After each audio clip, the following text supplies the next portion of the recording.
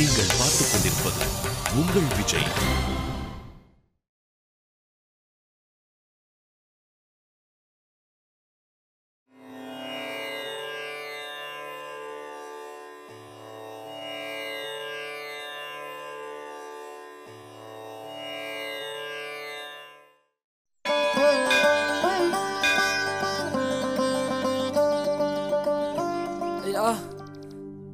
ஐயா சாப்பிட ஏதாவது கொடுங்க ஐயா. ஒன்றும் இல்லை போ ஐயா. சாப்பிட்டு 4 நாளாச்சியா. சாப்பிட ஏதாவது கொடுங்க ஐயா. சொல்றேன்ல ஐயா சாப்பிட ஏதாவது சொல்லிட்டே இருக்கேன். தொட்டு பேசிட்டு போடா.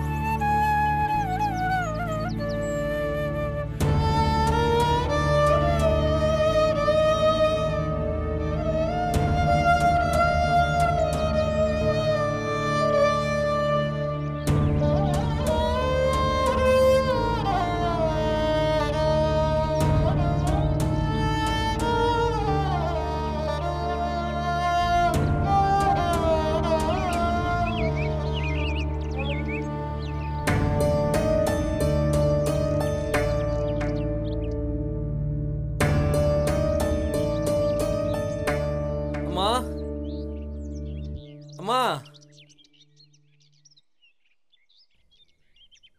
அம்மா. யார் பண்ணி? சாப்பிட ஏதாவது இருந்தா கொடுங்கம்மா. சாப்பிட்டு ரொம்ப நாளாச்சுமா. சாப்பிட ஏதாவது கொடுங்கம்மா. அம்மா அம்மா யோசிக்காதீங்கம்மா. சாப்பிட ஏதாவது கொடுங்கம்மா. அம்மா அம்மா. செத்த இரு, சாப்பாடு எடுத்துட்டு வரேன். இரு உட்காரு, இது வந்துடுறேன்.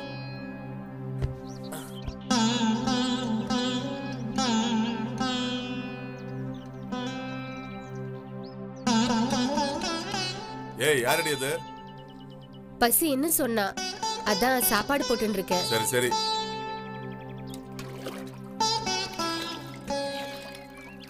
தம்பி யார் பண்ணி? இந்த சின்ன வயசுலயே இப்படி பிக்ஷை எடுத்துட்டு இருக்கியே, நோக்கு அம்மா அப்பா இல்லையா? நீ எந்த ஊருப்பா? இதே ஊரு தான். எங்க அப்பா பேரு மாணிக்க செட்டியார். என்ன பேர் சொன்ன? டேய் என்ன பேர் சொன்ன? மாணிக்க செட்டியாரா? இந்த ஊர்ல மளிகை கடை வச்சிருந்தாரு அவரா? டேய் என்னடா? என்ன அடிக்காதீங்க. என்ன சொன்னா கேளுங்க. வாயை மூடு. இவன் யார் தெரியுமா? 10 வருஷத்துக்கு முன்னாடி நம்மட்ட கடை வாங்கிட்டு ஊரை விட்டு ஓடி போனானே அந்த மாணிக்க செட்டியாரோட பையன் இவன். டேய் என்ன தைரியம் தான் என் வீட்டு வாசல்ல வந்து நிக்க? சொன்னா கேளுங்க. அடிக்காதீங்க. போடா போடா. என்ன சின்ன பையன் அடிக்காதீங்க. போடு. டேய் அடிக்காதீங்க. சொன்னா கேளுங்க. போடு. அடிக்காதீங்க.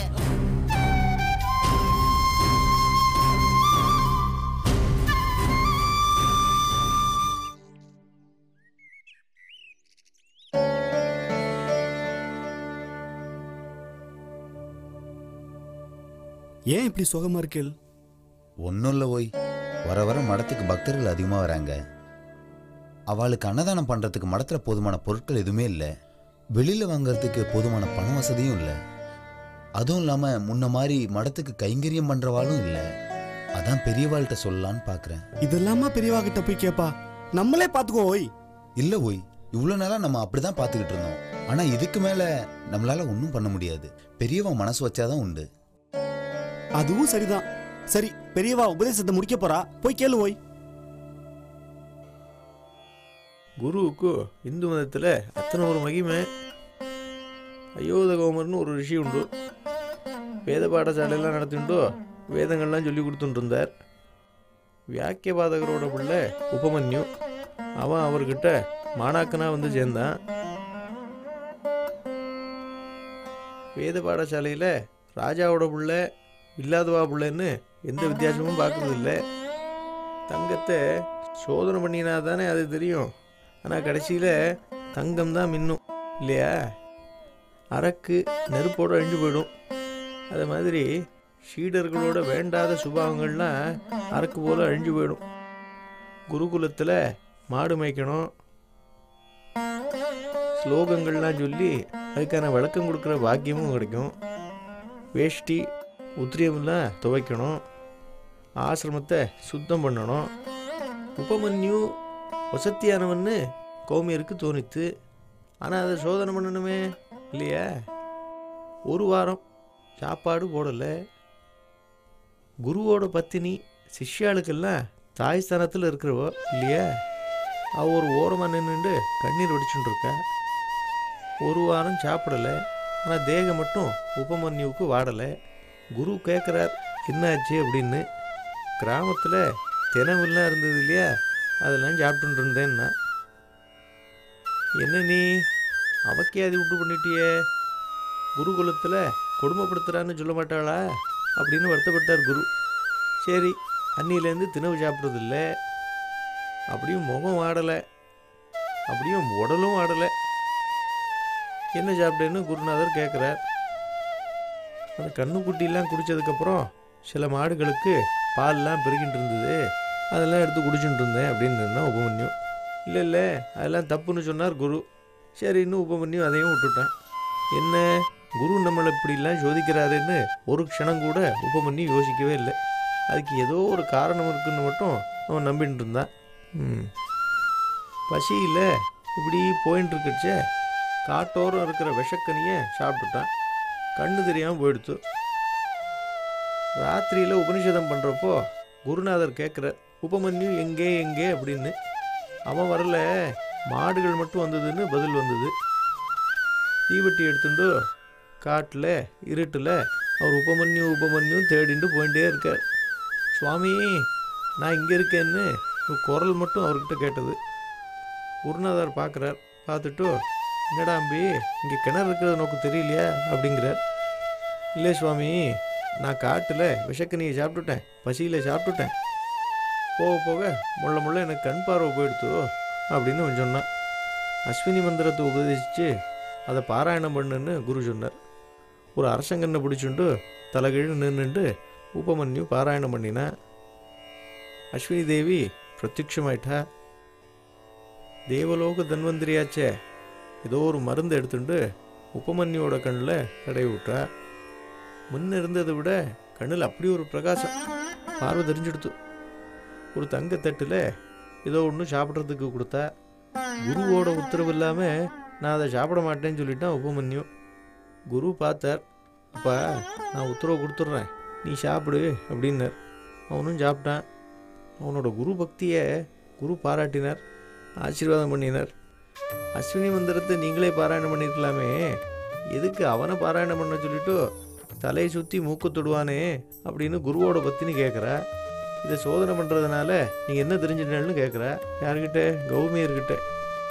கௌமியர் சொல்கிறார், எனக்கு அப்புறம் வேதம் சொல்லி கொடுக்கறதுக்கு ஒரு வாரிசை கண்டுபிடிச்சிட்டேன் அப்படின்னார். நானே அஸ்வினி மந்திரத்தை சொல்லியிருந்தா அவனுக்கு கண் பார்வை மட்டும்தான் தெரிஞ்சிருக்கும். அந்த அஸ்வினி தேவியே தடவினால காயத்ரி மந்திரம் சொல்கிற போது அவன் முக்காலமும் உணர்ந்து சொல்கிற ஞானப்பார்வையும் அவனுக்கு கிடைச்சதுன்னு சொன்னார். நம்ம ஒரு காரியத்தை செஞ்சுட்டே போனால் காரணத்தை அந்த பகவான் நமக்கு புரிய வைப்பாங்கிறத ஜனங்கள் நம்பணும். நல்லதே நடக்குங்கிறத நம்ம எல்லாரும் நம்பணும். என்ன புரியுறதா? போயிட்டு வாங்க. சரி பெரியவா.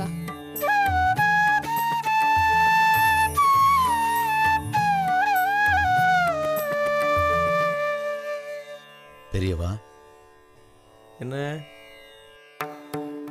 ஏன் தயங்கி நிற்கிறேள்? சொல்லுங்கோ. பெரியவா, பக்தர்களுக்கு அன்னதானம் பண்றதுக்கு போதுமான பணம் இல்லை. மடத்துல பணமும் கம்மியாக தான் இருக்கு. இப்போ என்ன பண்றதுன்னே தெரியல பெரியவா. எதனால் இப்படி ஆயிடுத்து திடீர்னு? பெரியவா, மடத்துக்கு கைங்கரியம் பண்றவெல்லாம் இப்போ பணம் இல்லைன்றா. விலைவாசி ஏறினதுனால அவளுக்கு கைங்கரியம் பண்றதுக்கு ரொம்ப கஷ்டமா இருக்கு பெரியவா. சரி, ஒன்று பண்ணுங்கோ. நீங்கள் போய் நான் வர சொன்னேன்னு நம்ம மடத்து பக்கத்தில் மளிகை கடை வச்சுருக்கார் இல்லையா, மாணிக்கம் செட்டியார், அவர் வர சொல்லுங்க. சரி பெரியவா.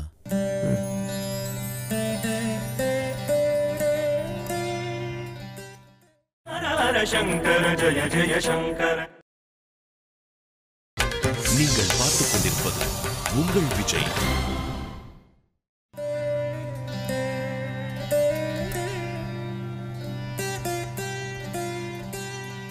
பெரியவா மாணிக்க செட்டியார் வந்திருக்கார். வாங்க வாங்க. நமஸ்காரம் பெரியவா. உட்காருங்க.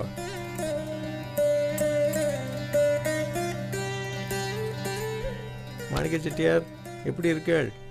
பெரியவா அனுகிரகத்தாலும் அந்த காமாட்சியோட அருளாலும் ரொம்ப நல்லா இருக்கும். ஆற்றுல எல்லாம் க்ஷேமமா? எல்லாம் க்ஷேமமா இருக்கா? ரொம்ப சந்தோஷம். பெரியவா, நீங்க கூப்பிட்டு வர சொன்னதா அண்ணா சொன்னாரு. நேக்கு கையும் ஓடல காலும் ஓடல. அது ஒன்றும் இல்லை. நீங்கள் ஒரு உதவி பண்ணணும். பெரியவா, நீங்க கேட்டு நான் இல்லைன்னு சொல்லுவேனா? பெரியவா, நீங்க கேட்டதே நான் பெரிய பாக்கியமா கருதுறேன். என்ன வேணாலும் சொல்லுங்க, கண்டிப்பா நான் செய்யறேன். பக்தாடெலாம் அதிகமாயிட்டா இல்லையா? மடத்தில் அன்னதானம் பண்ணுறதுக்கு போதுமான பொருட்கள்லாம் இல்லை. அதுக்கு நான் என்ன பண்ணணும்? நீங்களே சொல்லுங்க பெரியவா. அது உங்கள் கடையிலேருந்து மடத்துக்கு தேவையான பொருட்கள்லாம் கொஞ்சம் கொடுக்கணும். நிச்சயமா பெரியவா. சரி, பொருளுக்கான பணத்தை மடத்தோட நிலைமை சரியானதும் உங்களுக்கு திருப்பி தர சொல்லிடுறேன். என்ன இப்படி சொல்லிட்டேன் பெரியவா? பெரியவா அருளால தான் ரொம்ப வருஷமா பிள்ளையே இல்லாத எங்களுக்கு குழந்தை பிறந்தது. இப்பவும் பெரியவா அருளால தான் எங்க குடும்பமும் சுபிக்ஷமா இருக்கு. பெரியவா எப்ப திருப்பி தர முடியுமோ அப்ப தந்தா போதும். ரொம்ப சந்தோஷம். உங்களை இந்த காமாட்சி நிச்சயமாக காப்பாற்றுவா. அப்போ நான் புறப்படுறேன் பெரியவா. என்ன ஆசீர்வாதம் பண்ணுங்க.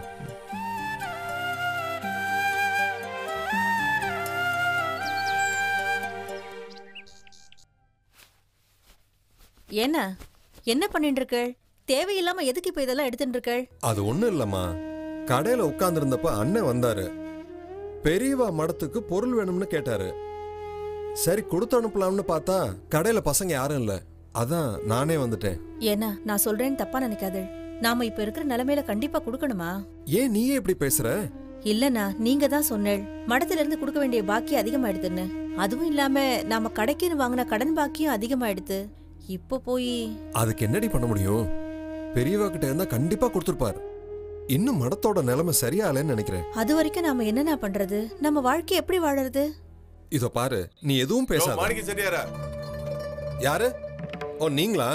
வாங்க வாங்க. என்ன வாங்க வாங்க? நான் ஒன்னும் இந்த வீட்டுக்கு விருந்து சாப்பிட வரல. ஏன் இப்படி திடீர்னு கோவமா பேசுறேன்? வாங்கின பணத்தை திருப்பி கொடுக்கணுங்கிற எண்ணமே இல்ல. நான் என்ன அந்த பணத்தை உங்களுக்கு என்ன இனமாவா கொடுத்தேன்? உங்களுக்கே தெரிய வேண்டாம்? பணத்தை வாங்குறப்ப நீங்க என்ன சொன்னீங்க? உடனே கொடுக்கலன்னு சொன்னீங்கல்ல. ஆனா இப்போ இதோ தர அதோ தரன்னு 4-5 மாசம் ஆயிடுச்சு. ஆனா இன்னும் கொடுத்த பாடு இல்ல. கையில பணம் கிடைச்சதும் நானே வந்து கொடுத்துறேன். தயவு செஞ்சு எனக்கா கொஞ்ச நாள் பொறுத்துக்குங்க. அதெல்லாம் முடியாது. நான் ஒன்னும் பணத்தை உன்னை நம்பி தரல, உன் கடையை நம்பி தான் தந்தேன். நீயும் வியாபாரம் பண்ற மாதிரி தெரியல. அண்ணா என்னண்ணா நீங்களே இப்படி சொல்றேன்? உன்னை பாக்கலான்னு கடைக்கு போனா நீயும் கடையில இல்ல, உன் பசங்களும் கடையில இல்ல. அப்புறம் எப்படி வியாபாரம் நடக்கும்? பக்கத்து கடைக்காரன் தான் சொன்னா நீ வீட்டுக்கு போயிருக்கிறதா. எனக்கு இது சரியா படாத மாதிரி தான் தெரியுது. இங்க வந்து பாக்கலான்னு வந்தா நீ வியாபாரத்தை விட்டுட்டு காலையிலேயே உன் பொண்டாடி கூட கொஞ்சிக்கிட்டு இருக்க. வார்த்தை அளந்து பேசுங்க. பணம் தரலன்னா என்ன வேணாலும் பேசலாம் நினைச்சிட்டு இருக்கல. அதெல்லாம் நீ சொல்லக்கூடாதுமா. பணத்தை கேட்ட மட்டும் இல்லைன்னு சொல்றீங்கல்ல. ஆனா பொண்டாட்டி மட்டும் நகை நட்டு நல்ல அலங்காரமா தானே இருக்கா. என்கிட்ட வாங்கின பணம் வியாபாரத்துக்கு வாங்கின மாதிரி தெரியல. என் பணத்தை வச்சுதான் நகை நட்டுலாம் வாங்கின மாதிரி தெரியுது. ஒரு நிமிஷம் இருங்க. ஏய் நகையெல்லாம் கலட்டு. கலட்டுன்னு சொன்னா கலட்டு.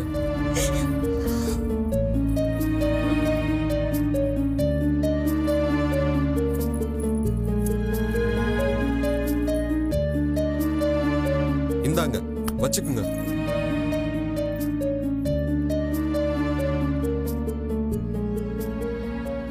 உன்கிட்ட பணத்தை கேட்டு அலைஞ்சு அலைஞ்சு என் செருப்பு தேஞ்சதான் மிச்சம். பரவாயில்ல, நீ ரோசக்காரன் தாயா. இப்போதைக்கு இது போதும். நாளைக்குள்ள மீதி பணத்தை தரல அப்புறம் உன் கடன் அடைக்க உன் பொண்டாட்டி பிள்ளைங்களை என் வீட்டு வேலைக்கு தான் அனுப்பணும். கடன் அடைஞ்சதுக்கு அப்புறம் வந்து கூட்டிட்டு போ. என்ன புரிஞ்சுதா? சொன்னத மனசுல வச்சுக்க. நான் வரேன்.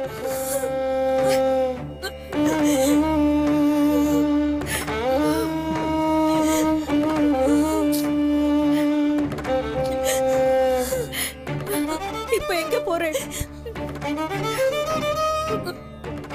மடத்துக்கு தான். உங்க இஷ்டத்துக்கு என்ன வேணும்னாலும் செய்யுங்க.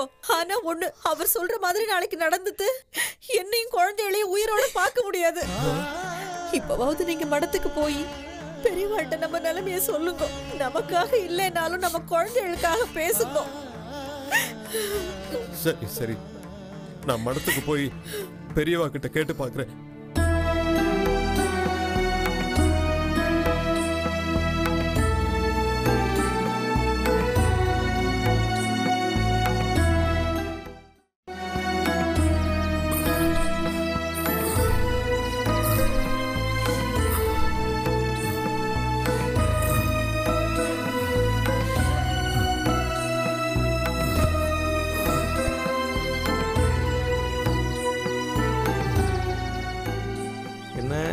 செட்டியார்வாள். நமஸ்காரம் பெரியவா. வேலையாட்கள் இருந்தால் அவளை கூப்பிட்டு வச்சுக்க சொல்லிக்கலாமே இதை. அவளை எல்லாம் வெளியில வேற வேலையா அனுப்பிச்சுட்டேன். அதனால தான் நானே வந்தேன் பெரியவா. ஆற்றுல எல்லாரும் க்ஷேமமாக இருக்காளா? எல்லாம் க்ஷேமமா இருக்கா. நான் கொஞ்ச காலம் வடநாட்டுக்கு யாத்திரைக்கு போகிறேன். வந்து உங்களை பார்க்குறேன். சரி பெரியவா. சரியா?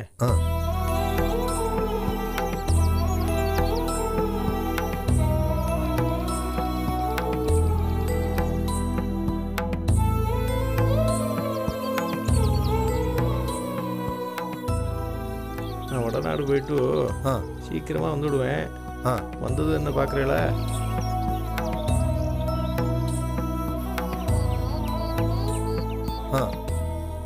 ஒன்றும் சிரமம் ஒன்றும் இல்லையே. அது அது அது அதெல்லாம் ஒன்றும் சிரமம் இல்லை.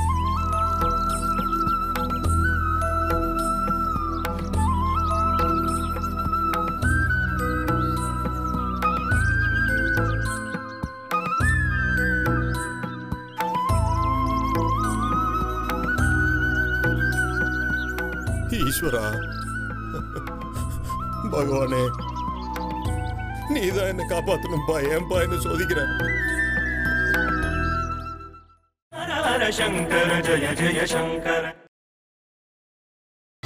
நீங்கள் பார்த்துக் கொண்டிருப்பது உங்கள் விஜய்.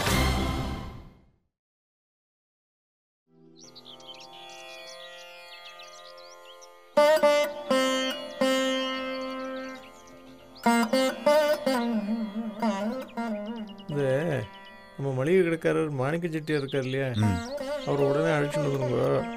அவருக்கு என்னென்ன எவ்வளோ கொடுக்கணுங்கிறத கணக்கு வச்சு எடுத்து வச்சுக்கோங்க. சரியா? பெரியவா, இப்பதான் வெளியூர் பிரயாணத்தை முடிச்சிட்டு வந்திருக்கேன். ஓய்வு எடுத்துட்டு அப்புறம் வர சொல்லலாமே. இன்னைக்கு 2-3 நாளாக ஏதோ சரியில்லாத மாதிரி தோன்றுது. அவரை பார்க்கணும் போல தோன்றுது. நீங்கள் வர சொல்லுங்க. பெரியவா வர சொல்லுங்கன்னு.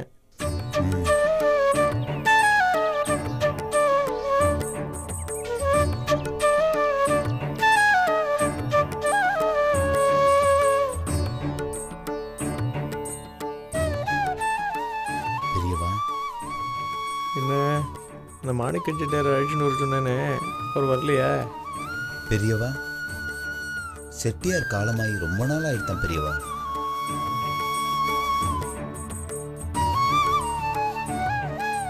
அந்த ஊர்ல அந்த குடும்பத்தை சேர்ந்தவ எல்லாம் யாருமே கிடையாது. எல்லாரும் ஊரை காலி பண்ணிட்டாலாம். அப்படியா? ஆமாம் பெரியவா. நேக்கு என்ன பண்றதுன்னே தெரியல பெரியவா. சரி, விட்டுடுங்க. அவளுக்கு நம்ம ரொம்ப கடமைப்பட்டிருக்கோம். என்னைக்காவது திருப்பி தரத்துக்கு ஒரு நாள் வரும். அப்போ பார்த்துப்போம். சரி பெரியவா.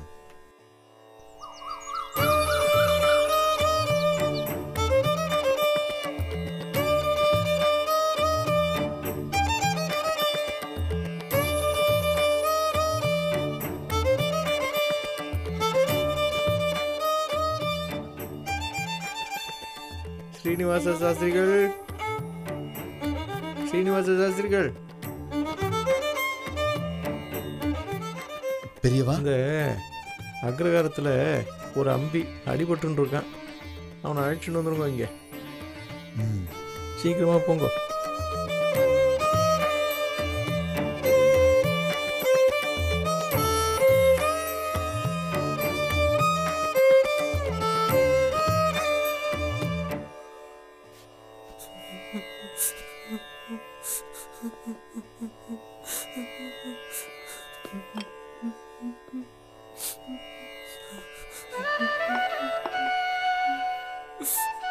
தம்பி, சாப்பிடும்போது அழாத. சாப்பிடு, நன்னா சாப்பிடு.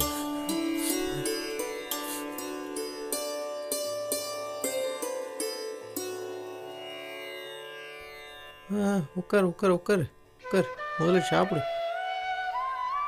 உன் தோப்பனாரோட பேர் என்ன? இல்லை, எங்கள் அப்பா பேர் சொன்னால் நீங்கள் அடிப்பேல். எனக்கு சாப்பாடு போட மாட்டேல். ஏன்னா எங்கள் அப்பா ஊர் முழுக்க கடன் வச்சுட்டு போயிருக்காரு. உன் தோப்பனார் எந்த கடனும் வைக்கலப்பா. உனக்கு நிறைய புண்ணியத்தை சேர்த்து வச்சிருக்கார். பெரியவா, நீங்கள் சொல்கிறது புரியல. இப்போது நிதானமாக சாப்பிடு, அப்புறம் எல்லாத்தையும் பார்த்துக்கலாம். ஆனால் சாப்பிடு. நீ விஷயத்தை வாங்கோ.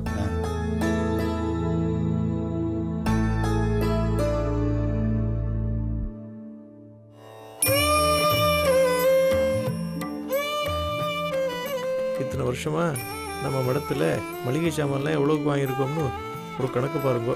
சரி பெரிய அதில் எவ்வளவு தொகை வருதோ அந்த தொகையை அந்த அம்பிக்கு அவன் தோப்பனார் மாதிரி காமாட்சி மளிகை கடைன்னு ஒன்று வச்சு கொடுத்துருங்க. சரி பெரியவா. இதுதான் அவன் தோப்பனாருக்கு நாம செய்கிற நன்றி கடன்.